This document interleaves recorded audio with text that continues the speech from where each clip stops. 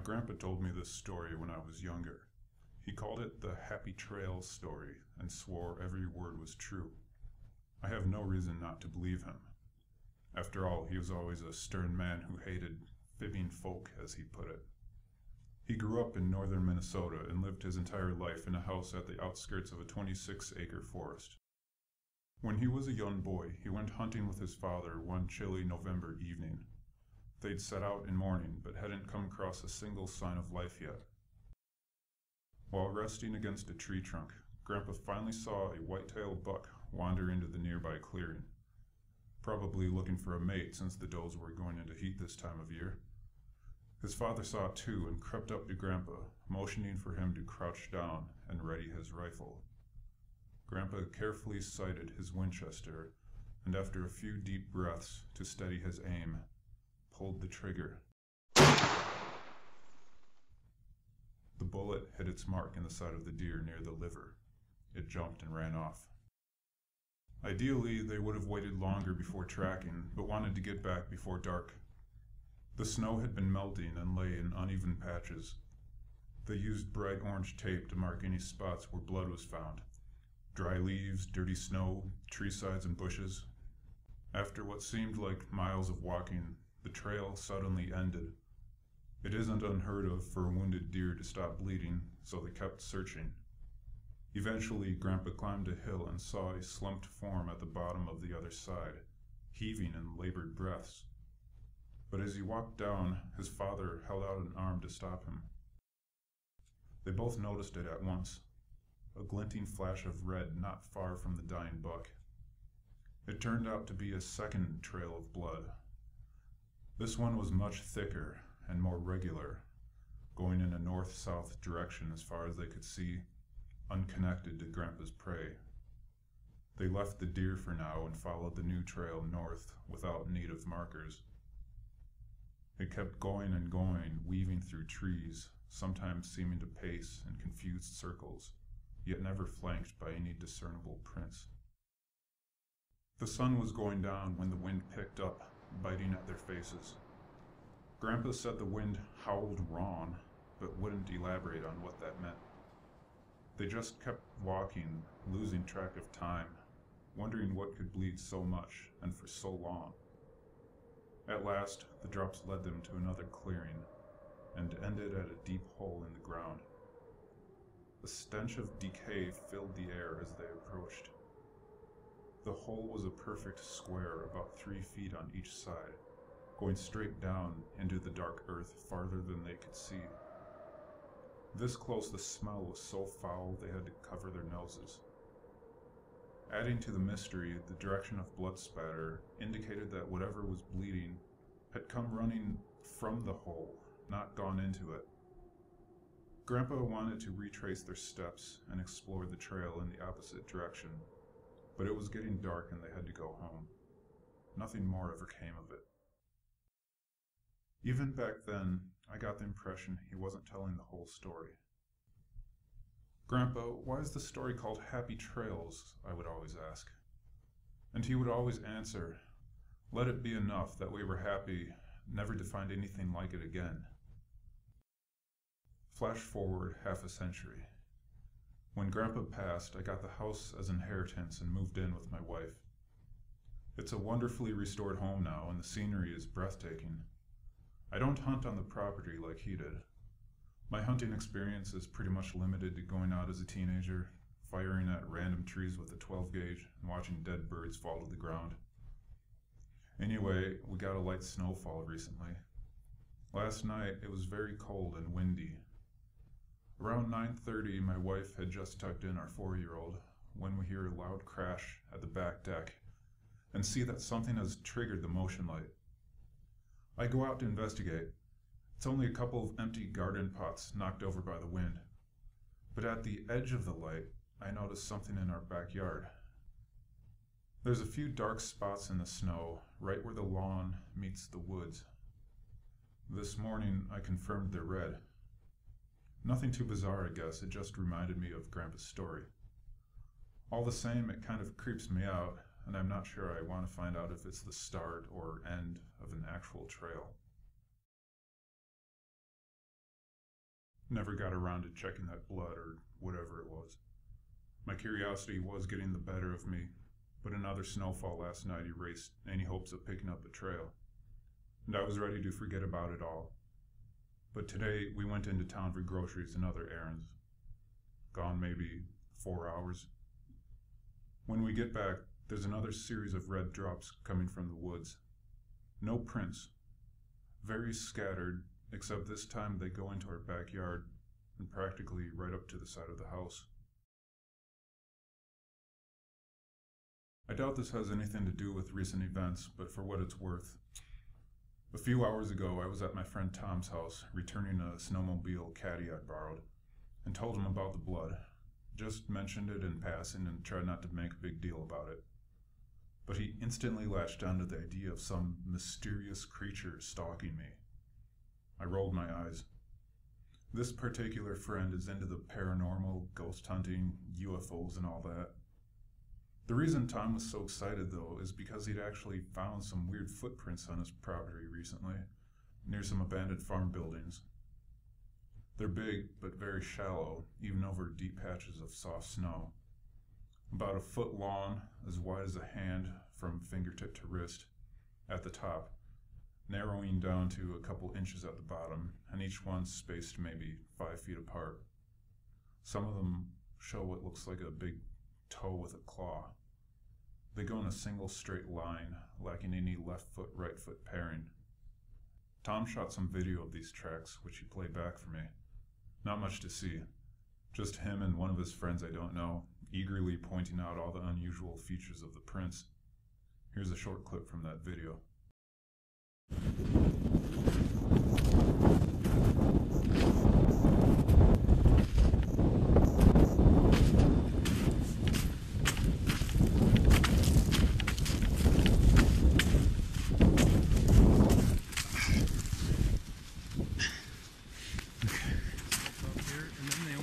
Shape a little bit. So look at it, just like she said. Alright, let's Start over here.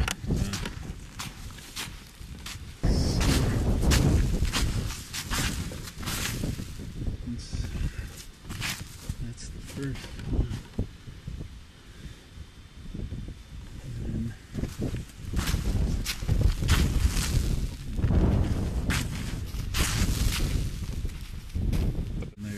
Quite a bit apart. This one is a toe. Yeah. And then it widens out right here. From here to there. Crosses the fence.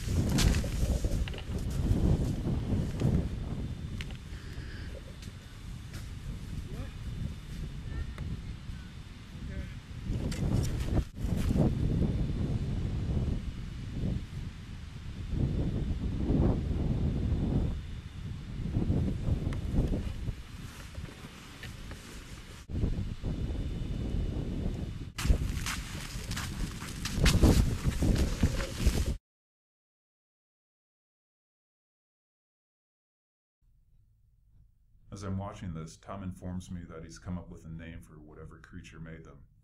Big Weird Thing, BWT for short. Brilliant, I tell him. He even shows me a couple sketches he made. Creative interpretations based on pretty much nothing. Mildly amused, I snap some photos with my phone. See, BWT just goes around happily stepping through the woods, explains Tom. Big weird thing, stepping in the woods, he says in a deep sing-song voice, imitating the creature by taking huge, awkward strides and swinging his arms in exaggerated motions like in that famous Bigfoot film. I wasn't really in the mood for his joking and didn't laugh. BWT. Give me a break. So the biggest shock yet came when I was looking around the yard for more blood prints, for any sign of a critter. At some point I happened to glance up. Earlier I said the blood stopped at the side of our house. Turns out I was wrong. There's a little red spot on the eave. I got a ladder from the garage, climbed up, and found a few more spots on the roof, continuing the trail. The last one ends at our chimney. I should mention this chimney is old, currently in need of repair and missing its cowl. Pretty much just a big open tube going into the house right now. I went to get a flashlight and shined it down the chimney, but didn't see anything stuck in there. The sun is going down now. Tonight I'll be sleeping with a shotgun at the side of our bed. Tomorrow I'm following the trail into the woods.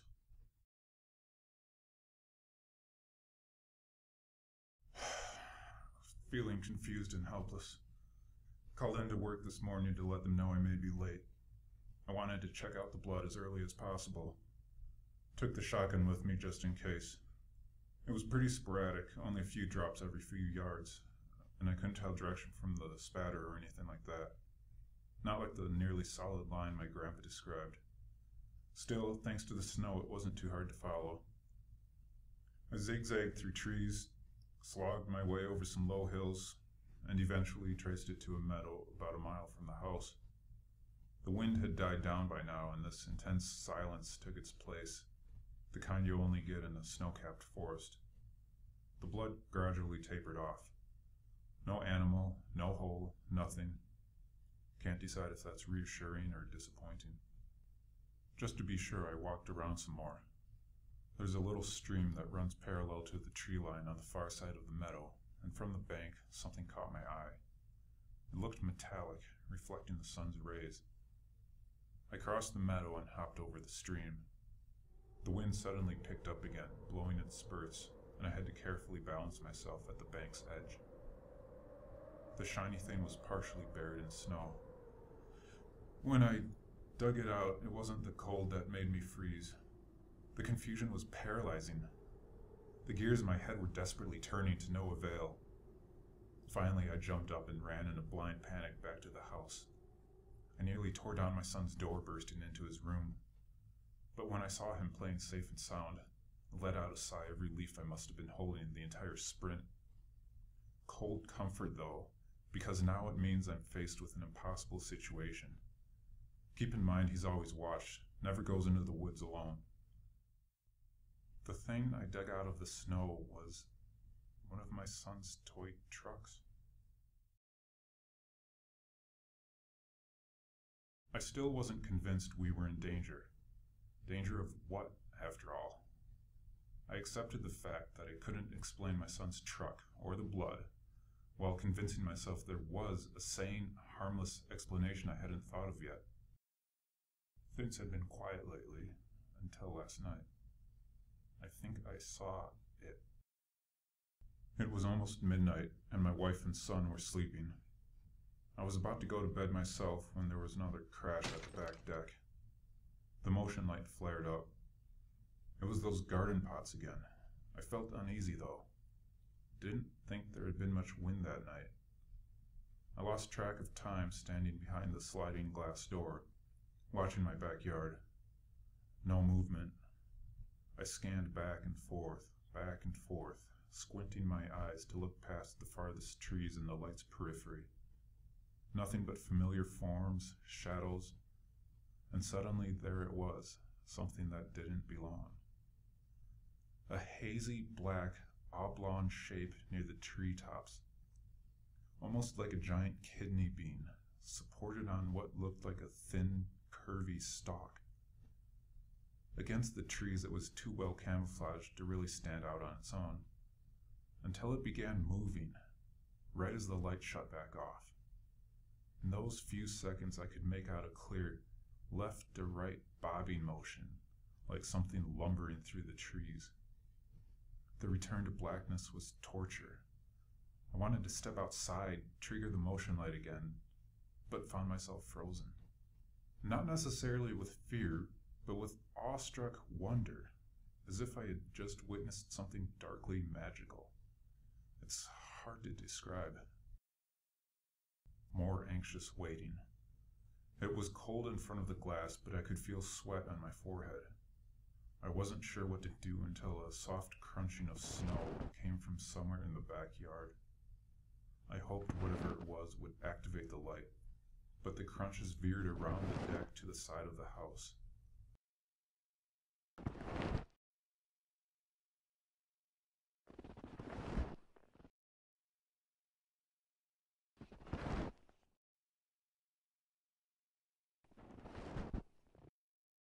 tried to follow them while running to my bedroom for the shotgun. My wife was still asleep, and so was my son when I checked on him. The noises stopped. Wandering to the kitchen, I thought I saw movement from the window by the sink. I moved closer. The light under the microwave was on, but by now I was too scared to turn it off, even though this made it difficult to see outside. Inches from the pane, I couldn't really make anything out, just reflections and blackness.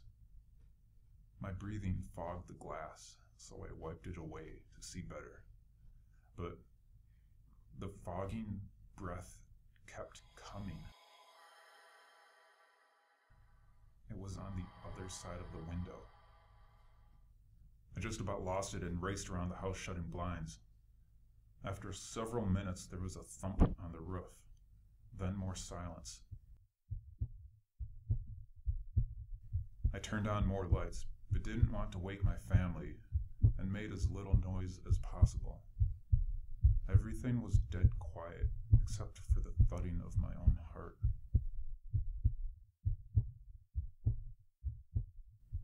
I don't think I was fully rational at this point, because I was almost too calm. I stepped into the den and sat down in a corner rocking chair, shotgun on my lap, eyes glued to the fireplace, just listening and rocking.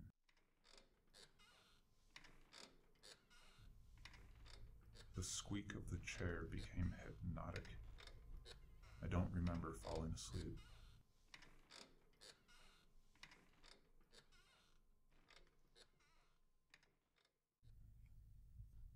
Woke up at dawn this morning.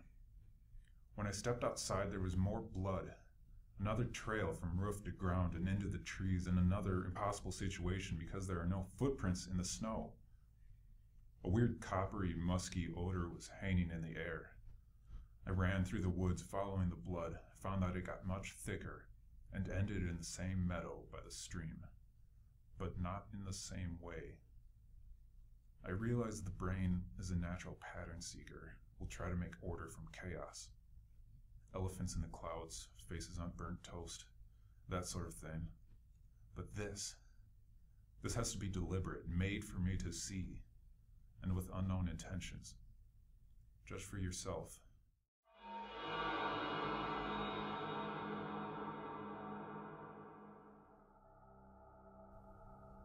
If I look for it, really look for it, I think I'll find the hole. I think that's what it wants. Then maybe this can be over.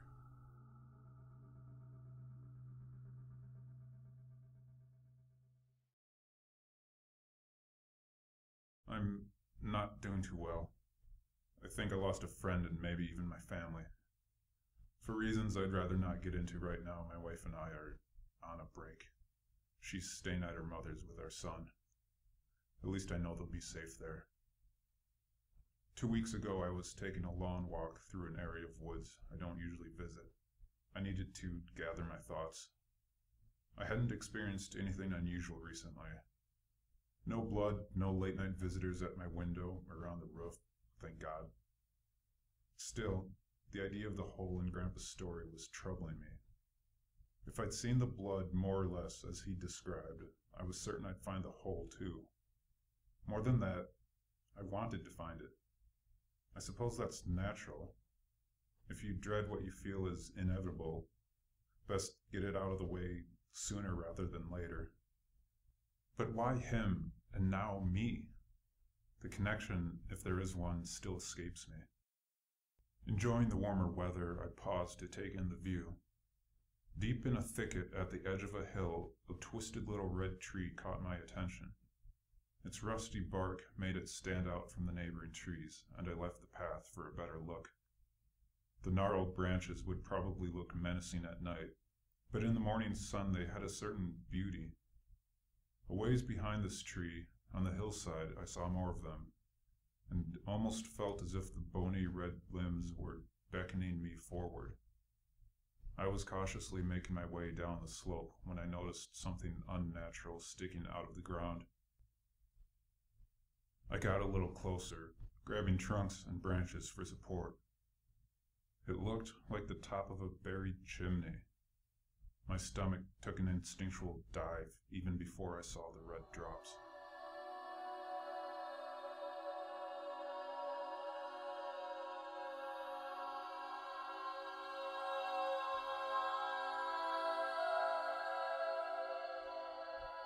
Most of the snow had melted, but from what I could tell, it wasn't a trail. There were tantalizingly few of them. This couldn't be the hole, could it? What are the odds it would still be around after all these decades? Besides, Grandpa never said anything about a pile of bricks. There's no nauseating stench either. It was about the right size, though. I hesitantly peered inside. The bricks gave way to compacted dirt after a few feet. Beyond that, it seemed to dissolve into blackness sooner than it should have. Definitely too deep to just go jumping in. Gazing down, I suddenly felt a wave of vertigo and found myself overcome with fear. No way in hell could I go down there. I've already mentioned my friend Tom. Unsure where to go from here, I called him up and told him everything. I feel horribly guilty about this because deep down I think I knew exactly what I was doing. Call it cowardice, call it manipulation, call it whatever you want. But Tom was excited. He loves this kind of spooky crap. Plus, he's the most fearless guy I know. And not surprisingly, when I admitted my reluctance to go down, despite a burning curiosity, he offered to check it out for me. I made only a half-hearted attempt to discourage him, saying it could be dangerous, but he shrugged off the warning.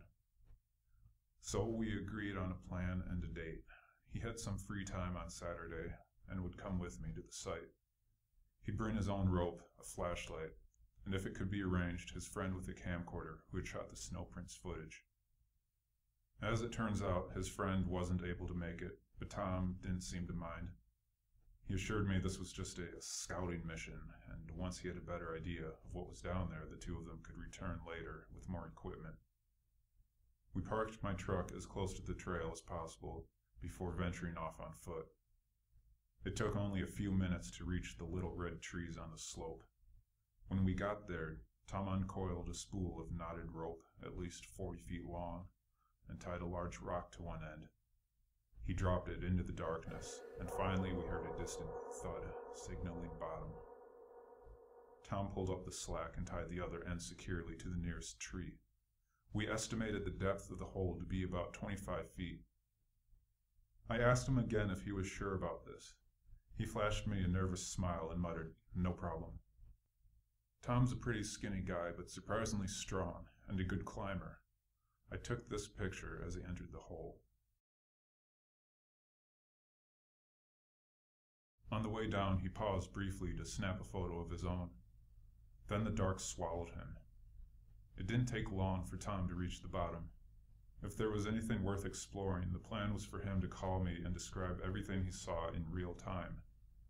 We quickly realized we should have used walkie-talkies instead. Stupidly, neither of us had considered that reception might not be so great down there. He shouted that he was going to try something else. I could see the beam of his flashlight, but nothing more. Suddenly my phone vibrated.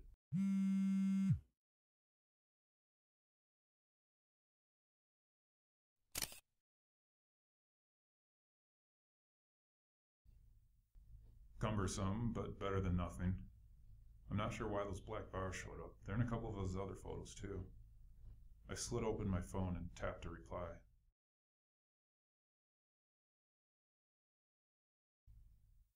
His flashlight beam disappeared.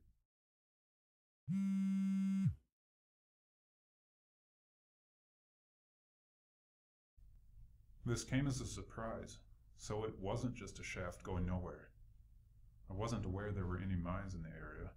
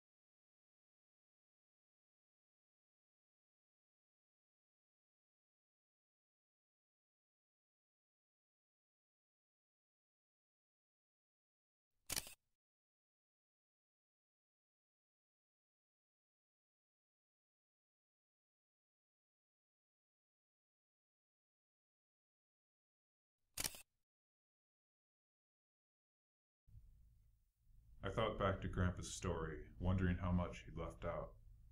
The wind had picked up now and was whipping at my face. I was beginning to regret this.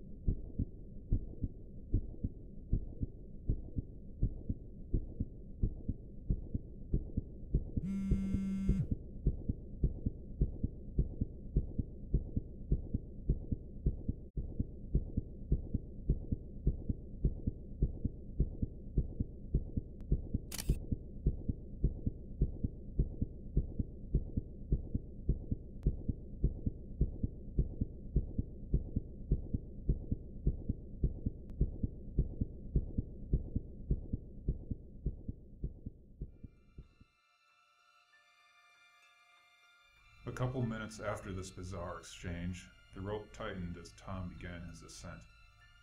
Then a blast of foul-smelling air shot up from the shaft. I recoiled and gagged as my phone buzzed again. My eyes watered as I read the text.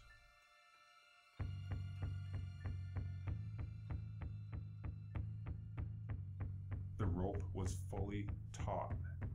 I peered over the edge of the hole, seen only a black void at the bottom, and shouted Tom's name several times. No answer. The rope twitched. That was enough for me to whip out my knife and frantically hack away at it until at last it swished away into darkness. Strangely, the thud I was expecting afterward never came. The realization of what I'd just done hit me like a ton of bricks. Tom was now stranded. Clearly I wasn't thinking right, but I had to. Something had been coming, might still be coming.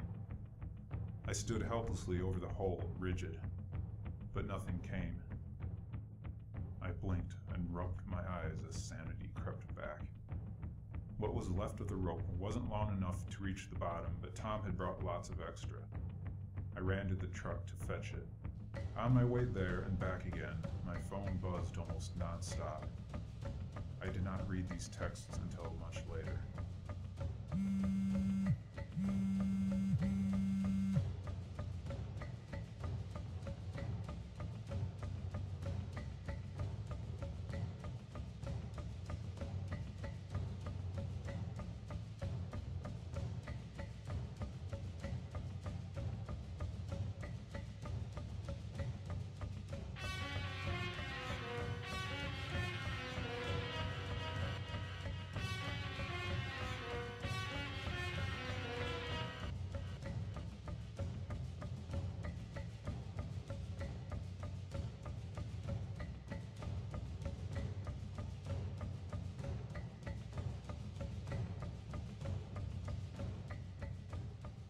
When I made it back, I looked down the hole, saw a beam of light pointing up at me, and called out again.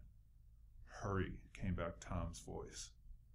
I quickly fed the rope down, wound it around the tree a few times, and held on as tightly as possible while Tom scrambled up in record time.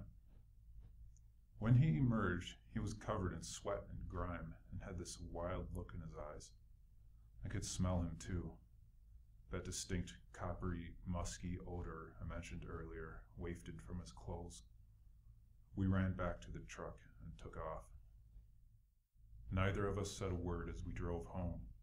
Tom wouldn't even look at me. He still won't return my calls or answer his door. I feel terrible. The only contact I've had since then was 2 days ago when I got a call from him. But he wouldn't say anything. All I heard on the other end was his quiet, muffled breathing before he hung up.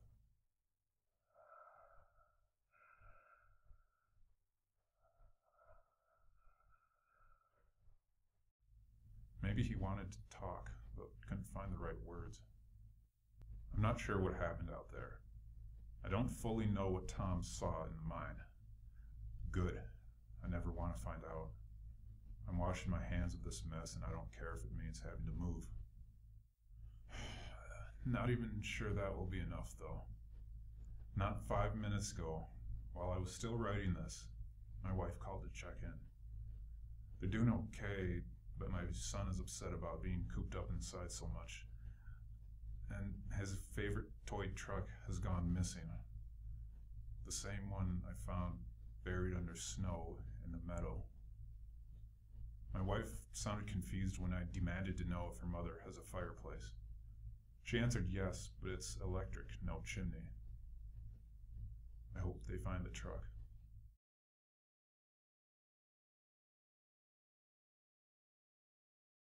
Okay, I went back to Tom's house.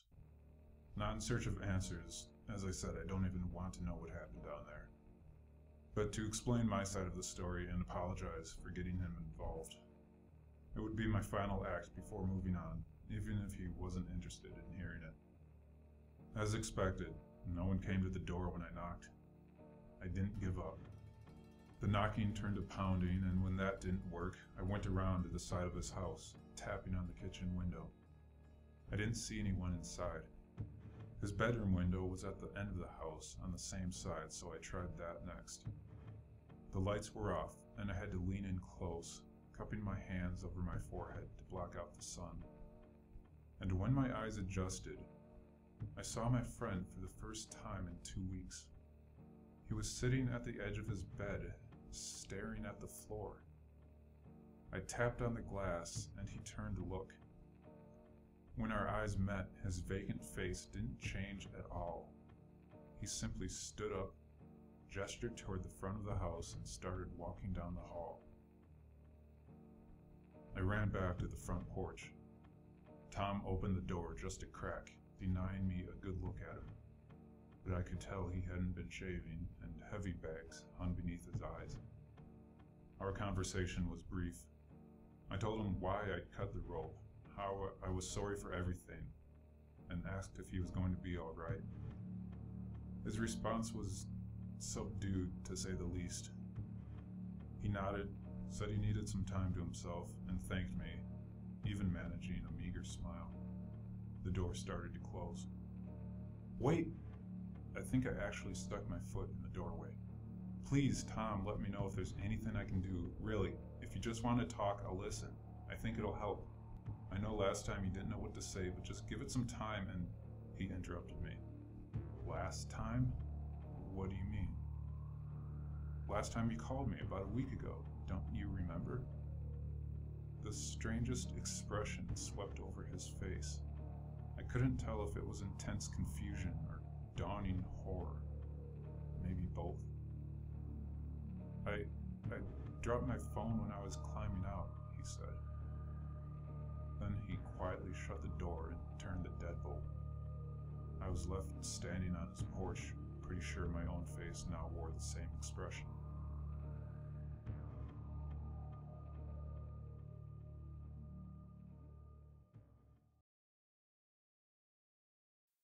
It will take a while to shake this off, but I think I'll be okay.